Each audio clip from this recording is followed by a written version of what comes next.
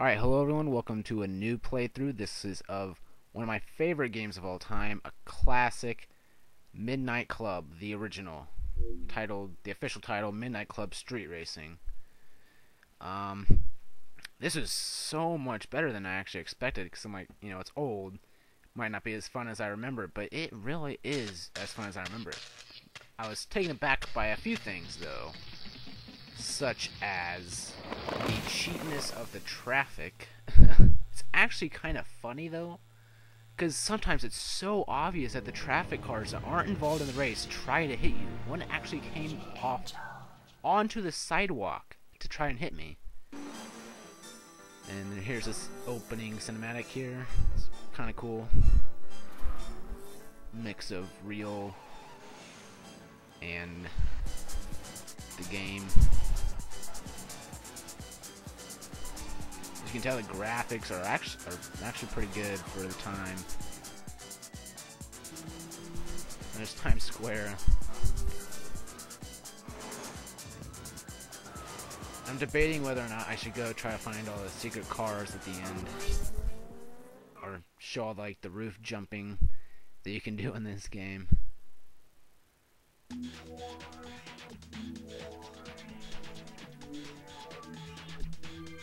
Also, one thing I miss so much that I get to see in this is hitting pedestrians. Much more fun than it sounds. Here I did not see the delete button right to the left, so I exited and pressed it again.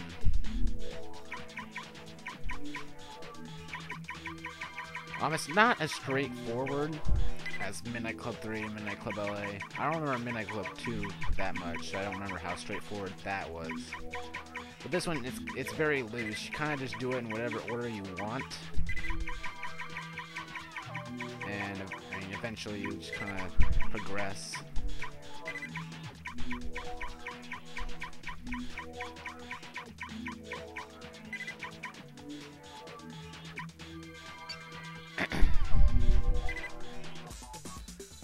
So first, we get a taxi cab. See all those cars we don't have. And there's secret taxis that you have to find in arcade mode, but those are pretty awesome.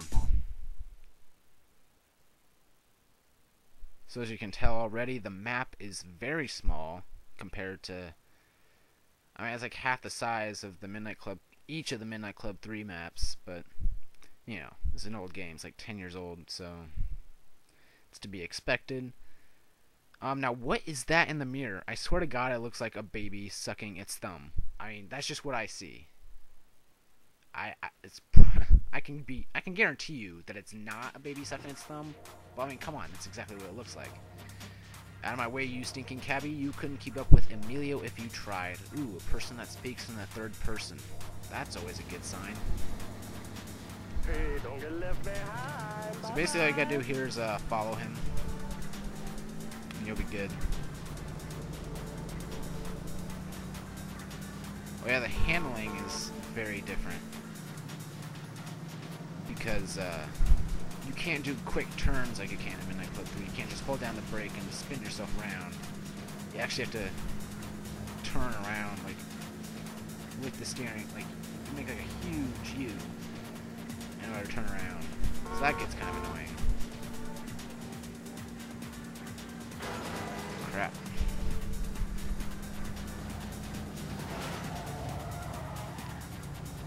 But if you do have speed, you can make a good quick turn. You drive okay for a cabbie. Meet me back here at midnight, Vato, and we'll see if you're good enough to beat me and my homies.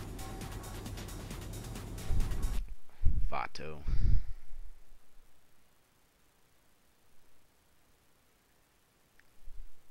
So obviously, midnight is very emphasized in that statement because it's the Midnight Club. And this one, they actually race at midnight.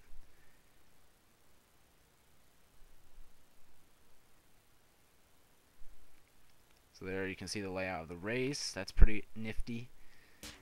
Makes the race actually not that much easier.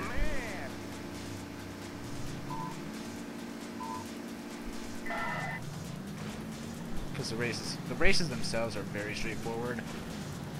So in this game, to be honest, there's really not much racing. I mean, there's a few races that kind of depend on skill, but for the most part, it's whoever has the fastest car. Really.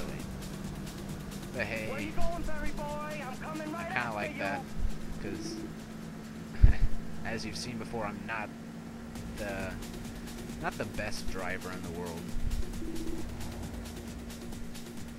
Oh, I love the finish of this race. It's great that they picked this as the first race. Off the rock into the finish. And I win. Yes, you was lucky. Yo, here's my number, Papo. Call me when you want to race head to head. Not bad, SA. Now you're part of the Midnight Club. Here's a cell phone dial-up May numero if you want to challenge me solo for my ride. But don't forget, you got to win club races to be the champ. Find me in the city, and I'll lead you to more races, yo. May numero. It's my number. But that's probably pretty You obvious. want to race Emilio? So I like the You cell ain't phone got feature. That's pretty nothing cool. I'm scared of. Because now you don't have to drive around finding... Well, for certain races, you don't have to. Like, once you have the person's number, you can just call them and race them. But in order to get their number, you have to find them and then follow them. And then beat them in a waypoint race, which is basically unordered. And I hate unordered, as you know. And, that you have to find the driver. So that's kind of annoying.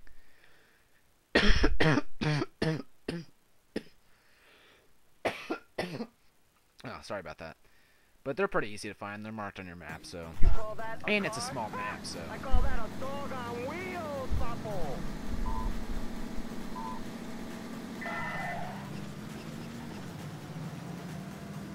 It's awesome that they had the breaking glass in the very first game. You know, that's very, uniquely Midnight Club. I'm sure, I mean, all the other games have followed suit, but, I mean, the first time I played Midnight Club, I thought it was so cool you could drive through the glass. When I was little, Now you when I gonna played get this the game, Emilio treatment big time. I never actually played the career, because I didn't own it. My friend did, so we'd always go over to his house and Papo, you know just it. mess around on arcade mode. So I've never actually played the career, so this is all new to me. Damn you, you won my car this time, but I got better wheels than that, Holmes. I'm done for tonight, yo. Find me again tomorrow, and I won't be so easy on you. So now we've won his car. Unfortunately, this car isn't good enough to beat his next car. And I wish they make this a little bit more obvious, but Emilio is one of the hookmen. Those are the ones you have to drive around and find. And so, fortunately, I found a hookman, and it just happened to be Emilio. So that was kind of a waste.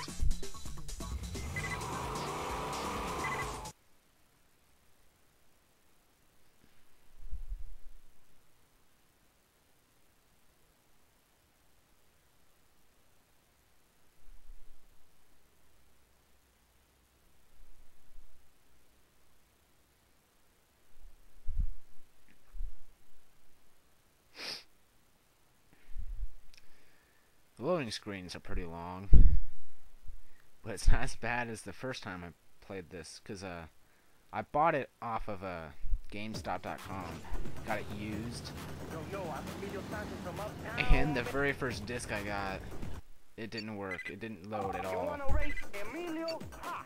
You ain't got nothing, I'm scared. so that wasn't cool. But GameStop was cool, and I emailed them, and they sent me a new one, well, used one, but another one, basically. So that was cool of them. They didn't even ask me to, like, return the other one or anything.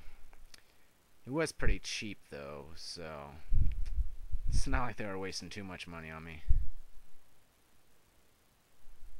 Now, if it had been one of the other games I bought, probably would have been a different story, because those games are a little bit more expensive. I call that a dog on wheels, Papo. So yeah, this first race against Emilio, you're not going to beat him in this car. There's just no way. Because his car is so much faster than yours. he's just gonna go way ahead. Not to mention, it's very easy to crash. Because you hit a light pole and you spin out of... Oh, I just hit a pedestrian. How about that? Yeah, you hit a light pole and you spin out of control. You gotta be very careful in this game.